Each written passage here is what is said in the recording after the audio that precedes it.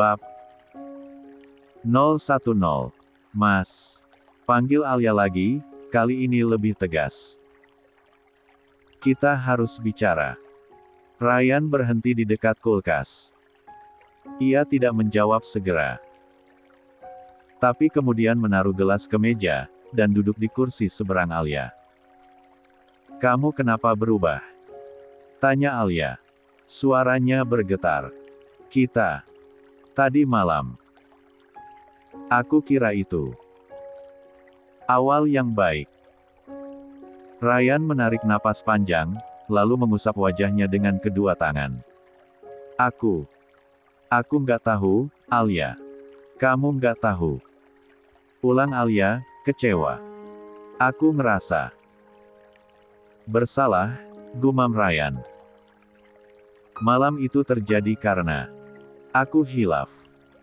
Aku merasa gagal menahan diri. Aku takut aku ngelakuin itu bukan karena cinta, tapi karena ego. Alia menatapnya tak percaya. Jadi kamu menyesal? Bukan gitu. Ryan menunduk. Aku cuma bingung. Aku belum ngerti sepenuhnya apa yang aku rasain ke kamu. Dan setelah semuanya terjadi, aku makin bingung. Aku takut kamu berpikir aku tiba-tiba mencintai kamu, padahal aku sendiri belum tahu hati aku ada di mana. Alia tertawa kecil, getir. Jadi kamu lakukan semua itu cuma karena kewajiban sebagai suami. Ryan tidak menjawab. Dan itu cukup menjelaskan segalanya. Pagi itu, Alia kembali ke kamar dengan langkah lunglai. Ia duduk di pinggir ranjang, mengelus perutnya sendiri yang kosong-kosong dalam banyak arti. 69. Labukan gadis naif. Ia tahu malam itu adalah puncak dari emosi yang tertahan, bukan karena cinta yang mekar. Dan kenyataan itu jauh lebih menyakitkan daripada ditolak. Untuk pertama kalinya, ia merasa disentuh. Tapi tidak dicintai. Matahari mulai condong ke barat, menumpahkan semburat jingga ke teras rumah. Angin sore berembus pelan, menebar harum wangi melati dari pot-pot di depan rumah. Hari itu tampak tenang, sampai suara mobil berhenti di depan pagar. Alia sedang melipat kain di ruang tamu saat pintu diketuk pelan. Assalamualaikum, suara Bu Marwah terdengar dari balik pintu. Alia buru-buru berdiri, membuka pintu dengan senyum sopan. Waalaikumsalam, Umi, Yum Najwa juga. Silakan masuk. Najwa masuk sambil menenteng map putih besar di tangannya, senyumnya dibuat-buat kalem, tapi sorot matanya menyapu ruangan sejenak seperti sedang menilai. Bu Marwah duduk di kursi utama, meletakkan tasnya dengan rapi. Kami cuma sebentar. Najwa mau titipkan rundown final acara di pesantren. Ryan kan akan jadi pembicara bareng Najwa lusa. Dia tadi nggak bilang mau kemana. Tanya Bu Marwah santai tapi menyelidik. Alia mengangguk sopan. Mas Ryan ke rumah salah satu kenalan. Ada janji ketemu salah satu santri binaannya, Umi. Najwa pura-pura tersenyum kecil. Tadi aku nggak enak, ya Umi, kalau nganter ini sendiri. Takut orang berpikiran macam-macam. Apalagi aku dan Mas Ryan mau tampil bareng. Aku nggak ingin timbul fitnah. Alia hanya menjawab dengan senyum datar. Ia menunduk sopan, tak ingin terpancing. Bu Marwah mengambil map rundown itu, membukanya sekilas lalu menyerahkannya pada Alia. Tolong titip ke Ryan, ya. Biar dia nggak kelupaan baca. Baik, Umi, jawab Alia singkat. Hening sebentar, sebelum akhirnya Bu Marwah membuka topik lain yang membuat jantung Alia sedikit terhenti. Alhamdulillah ya, Akhirnya rumah tangga kalian mulai seperti pasangan suami istri pada umumnya, ucap Bu Marwah dengan nada halus yang tajam. Umi lega, akhirnya Ryan mau menyentuh kamu juga, Alia. Jadi kamu nggak perlu lagi cerita-cerita kemana-mana seolah kamu istri yang diabaikan. Jangan buka aib rumah tangga sendiri, nak. Alia yang tadinya masih berusaha menahan diri, kini perlahan menegakkan tubuhnya.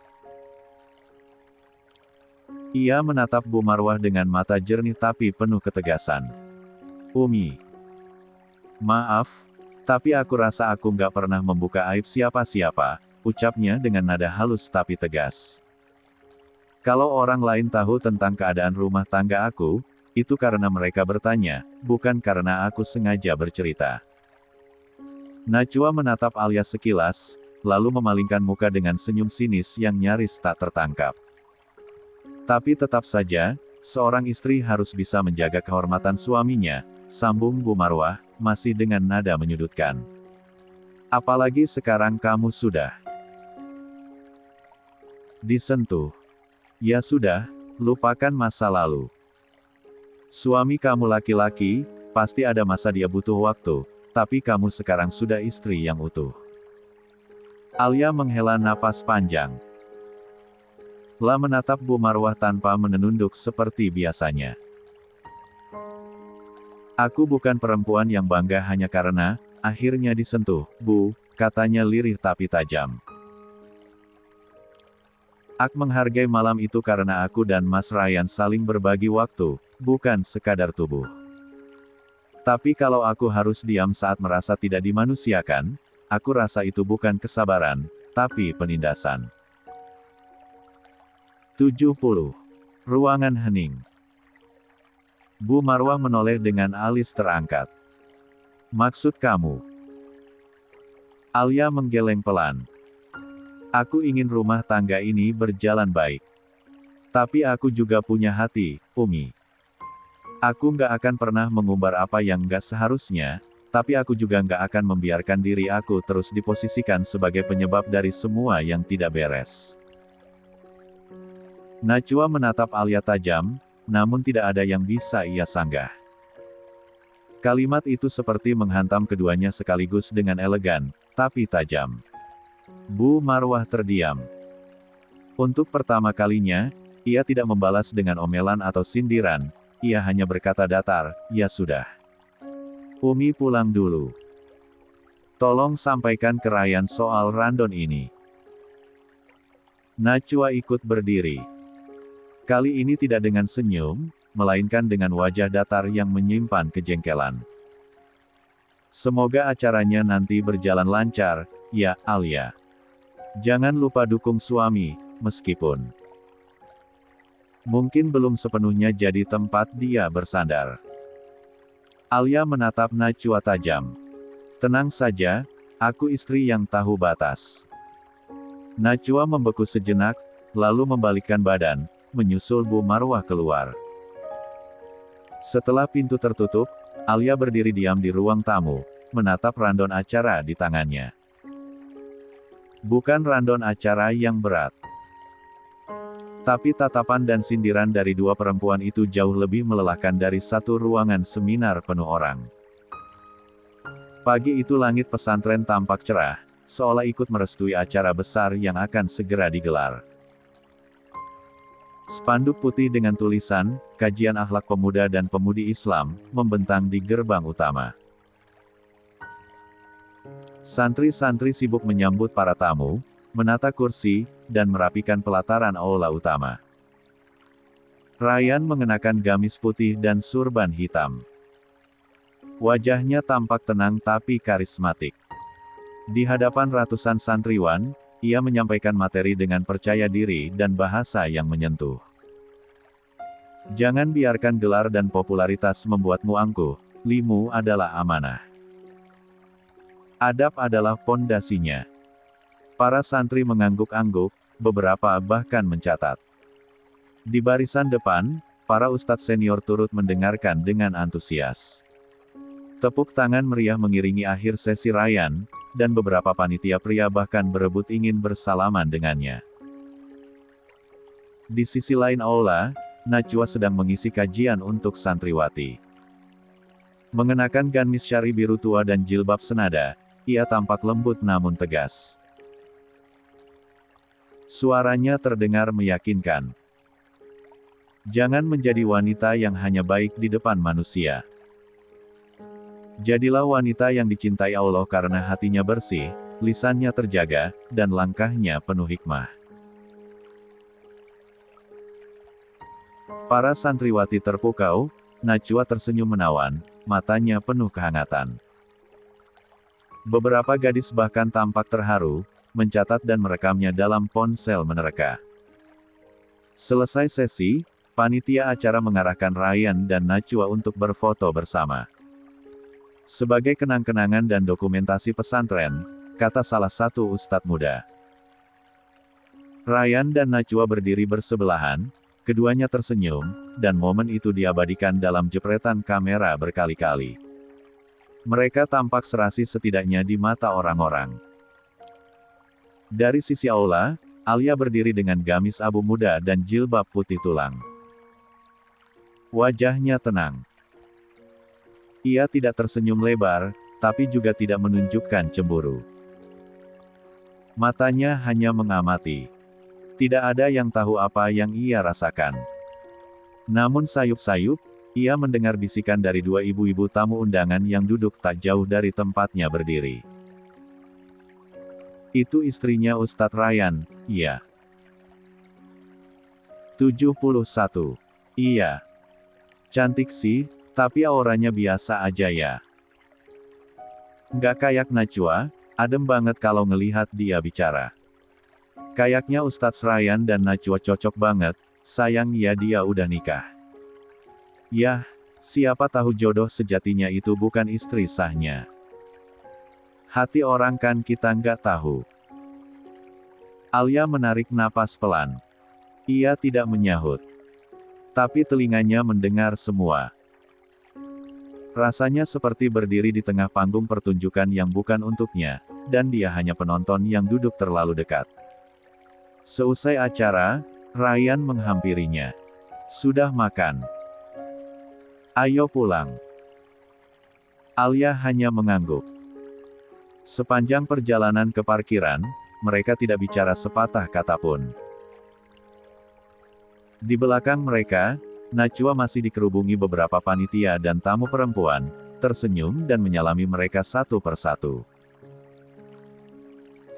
Ia tampak seperti bintang sore itu. Sementara Alia hanyalah bayangan yang ikut menyertai cahaya seseorang yang lebih disukai banyak orang. Dan itu tak apa-apa. Setidaknya, Alia mulai terbiasa. 72. Mobil melaju pelan di jalan pulang. Ryan yang menyetir hanya menatap lurus ke depan. Tidak ada percakapan, tidak ada pertanyaan seperti biasanya. Bahkan setelah acara besar hari ini yang seharusnya bisa menjadi momen membanggakan bagi keduanya, keheningan justru jadi suasana yang dominan di dalam mobil. Alia duduk di kursi penumpang, tangannya menggenggam ujung kerudung. Berkali-kali ia ingin membuka percakapan, tapi niat itu selalu terhenti begitu melihat rahang Ryan yang mengeras dan ekspresi dingin yang tak berubah sejak tadi. Begitu sampai di rumah, Ryan langsung masuk ke kamar tanpa menunggu Alia. Tak ada ucapan terima kasih atau basa-basi soal hari itu. Ia langsung membuka baju gamisnya, melemparnya ke gantungan, lalu duduk di depan laptop sambil membuka file presentasi seperti tak terjadi apa-apa. Alia yang masuk belakangan berdiri di ambang pintu kamar. Dipandanginya punggung suaminya. Nafasnya pelan tapi berat. Kamu capek? Iya. Tanyanya lembut. Ryan tidak menoleh. Biasa aja. Alia melangkah masuk. Tadi banyak yang muji kamu. Ustadz-ustadz, santri, bahkan ibu-ibu. Kamu luar biasa, Mas. Ryan hanya mengangguk singkat. Alhamdulillah. Senyum tipis Alia langsung luruh. Najwa juga bagus banget. Suaranya lembut, tutur katanya juga enak didengar. Lanjut Alia, mencoba menjembatani obrolan. Tapi tidak ada balasan dari Ryan.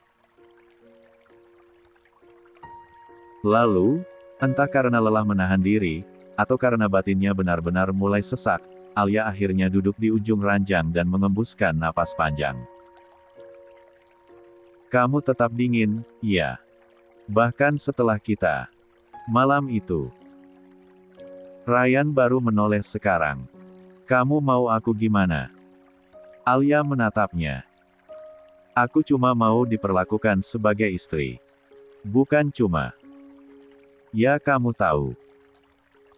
Tatapan Ryan meruncing. Jangan bawa-bawa soal itu lagi. Kamu sendiri malam itu sempat nolak juga kan? Alia. Aku sempat nolak karena kamu duluan yang nggak menginginkan aku. Apa kamu pikir aku nggak punya perasaan, Mas? Aku perempuan. Istrimu. Aku tahu aku bukan seperti Najwa yang lembut, yang pintar bicara, yang disenangi banyak orang. Tapi aku ada. Aku di sini. Ryan berdiri. Nadanya masih dingin. Kamu cemburu. Alia tertawa getir. Aku bukan cemburu. Aku capek. Ryan terdiam. Aku capek jadi istri yang kamu sentuh hanya karena egomu sedang terluka. Aku capek melihat kamu pura-pura baik di depan semua orang, tapi di rumah seperti patung batu. Aku capek dianggap nggak cukup dibanding perempuan yang bahkan bukan istri kamu.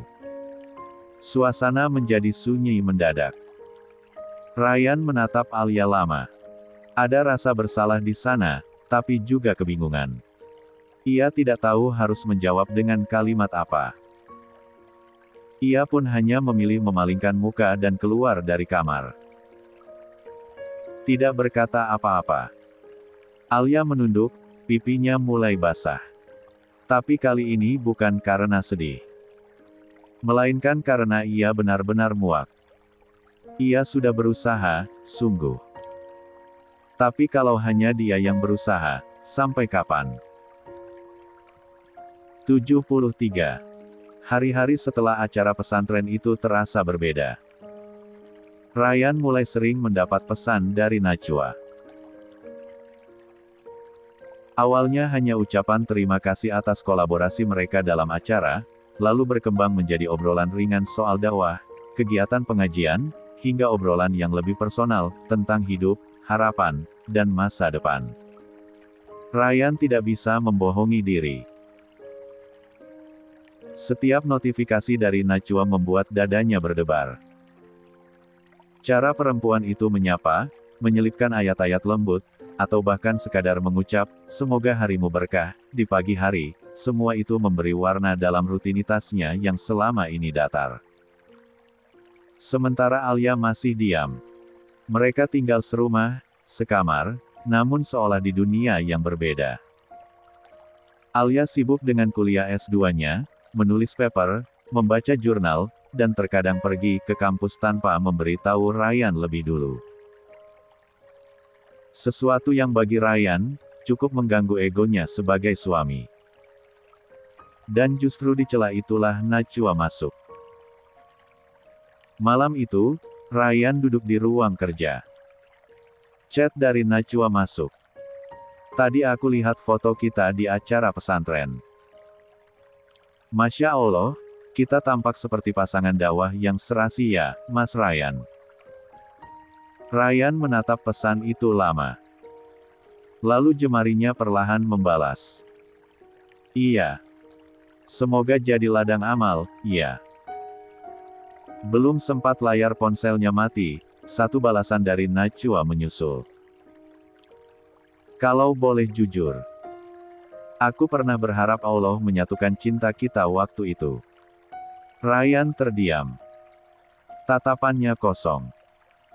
Hatinya tertarik, walau separuhnya berusaha menyangkal.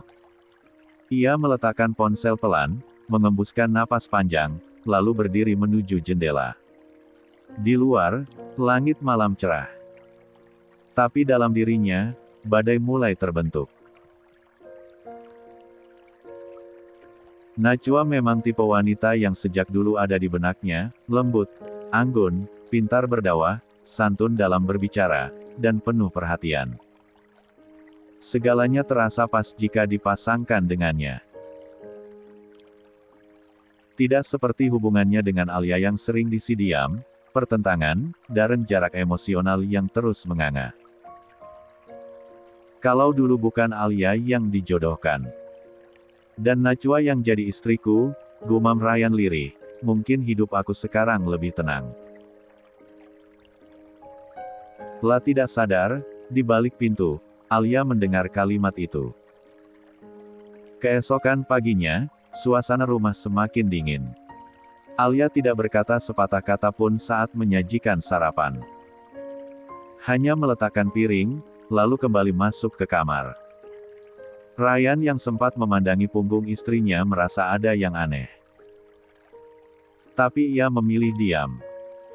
Emosinya sedang bercampur aduk, antara rasa bersalah, rasa bingung, dan ketertarikan yang makin tumbuh pada wanita lain. Dan di dalam hatinya, perlahan ia mulai bertanya.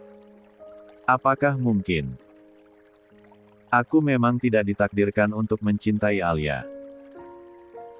Sejak malam itu, Alia tidak lagi menangis. Ia tidak lagi membalas pesan-pesan dari Ryan dengan cepat, atau memulai obrolan duluan seperti sebelumnya. Ia tidak lagi bertanya kapan Ryan pulang, atau sudah makan apa belum. Bahkan ketika Ryan pulang malam pun, Alia tetap membuka pintu seperti biasa, tapi tanpa senyum, tanpa tanya, tanpa basa-basi. Sikapnya tetap sopan. Ia menyiapkan makan, membersihkan rumah, dan menyapa jika perlu. Tapi ada ruang. 74. Sunyi yang kini tumbuh di antara mereka, dan hanya mereka berdua yang bisa merasakannya. Ryan bingung. Ia merasa rumah itu tidak lagi terasa seperti rumah. Ia merindukan cara Alia menatapnya dengan sabar, cara Alia mendengarkannya tanpa banyak bicara, dan betapa rumah terasa hangat saat Alia menunggunya di ruang tengah dengan buku di tangan dan senyum kecil di wajah. Tapi semua itu hilang. Alia kini lebih sering di kamar kerja. Fokus mengerjakan tugas S2-nya, sesekali ikut webinar daring, dan bahkan sempat diundang jadi pembicara diskusi kampus soal peran perempuan Muslim dalam pendidikan modern. Berita itu sampai juga ke telinga Ryan, tapi bukan dari Alia melainkan dari Bu Marwah sendiri yang heran kenapa Alia tidak pernah bilang bahwa ia akan berbicara di kampus. Dia undangan resmi. Waduh, anak itu ternyata sibuk juga ya, komentar Bu Marwah sambil menyindir. Ryan hanya dianem, dalam hati, ia mulai merasa tersisih.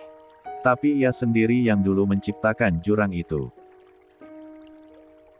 Suatu malam, ketika Ryan hendak pulang dari rapat dakwah, ia melihat status Instagram kampus, potret Alia sedang menjadi narasumber, duduk berdampingan dengan pembicara lain, tampak anggun dengan balutan jilbab abu-abu dan blazer formal. Caption-nya tertulis, "Terima kasih kepada Alia Khairunisa atas pemaparan yang menginspirasi. Semoga menjadi semangat untuk perempuan Muslim mengejar ilmu." Ryan terdiam menatap layar ponsel. Ia merasa canggung, tapi juga tersentil. Ia baru sadar, selama ini ia meremehkan kemampuan Alia. Ia menganggap Alia hanyalah istrinya, bukan pribadi yang cerdas, berdaya, dan punya suara. Pulang ke rumah, Ryan mendapati Alia sedang menyapu teras sambil menyenandungkan pelan lagu religi. Bukan nyanyian duka. Bukan nada hati yang luka. Tapi suara tenang dari seorang perempuan yang mulai menerima takdir dan tidak lagi bergantung pada persetujuan siapapun. "Alia," panggil Ryan. Alia menoleh, sopan. Ada yang bisa aku bantu, Mas Ryan? La masih memanggil, Mas, sebuah panggilan yang dulu terdengar manis, kini terasa sangat formal dan jauh. Ryan berdiri di ambang pintu. Hatinya ingin bicara banyak, tapi lidahnya keluh. Aku lihat kamu isi acara kampus tadi. Bagus. Kenapa nggak bilang? Alia tersenyum kecil. Oh. Aku kira itu bukan hal penting untuk dibahas. Aku tahu Mas Ryan sedang sibuk. Lagi pula, sejak awal kita sepakat untuk saling fokus, kan? Ryan mengernyit. Kita nggak pernah sepakat seperti itu. Alia menatapnya. Kali ini matanya tajam, jernih, dan tidak goyah. Mungkin bukan dengan kata-kata, tapi dari sikap Mas selama ini. Aku belajar untuk nggak terlalu berharap. Jadi aku berhenti. Ryan terpaku. Ada sakit yang tidak bisa ia tolak ketika mendengar itu. Beberapa hari kemudian, Alia menerima undangan resmi untuk menjadi panelis dalam diskusi nasional pendidikan berbasis Islam. Namanya muncul berdampingan dengan dosen-dosen ternama dan tokoh pendidikan perempuan dari luar kota. Ryan mengetahui itu dari brosur digital yang tersebar di grup dakwah kampus. 75. Ia hanya bisa menatap nama Alia, dan merasa asing. Istrinya kini sedang bersinar, dan ia tidak menjadi bagian dari perjalanan itu. Bukan Ryan, tapi Fahrilah yang berperan besar dalam perjalanan Alia menjadi wanita inspiratif di kalangan kampus akhir-akhir ini. Hubungan Alia dan Fahri awalnya tidak lebih dari relasi dosen dan mahasiswa. Namun sejak malam presentasi besar di kampus yang menghadirkan tepuk tangan panjang dari hadirin, nama Alia mulai bergema. Beberapa media kampus menyoroti pidatonya yang kuat dan membumi. Dan Fahri, yang duduk di bangku paling depan saat itu, tersenyum penuh kebanggaan. Presentasimu luar biasa, Alia. Aku udah bilang dari awal, kamu punya potensi untuk lebih dari sekadar istri seorang ustadz. Kata-kata itu sederhana, tapi menghantam tepat di hati Alia.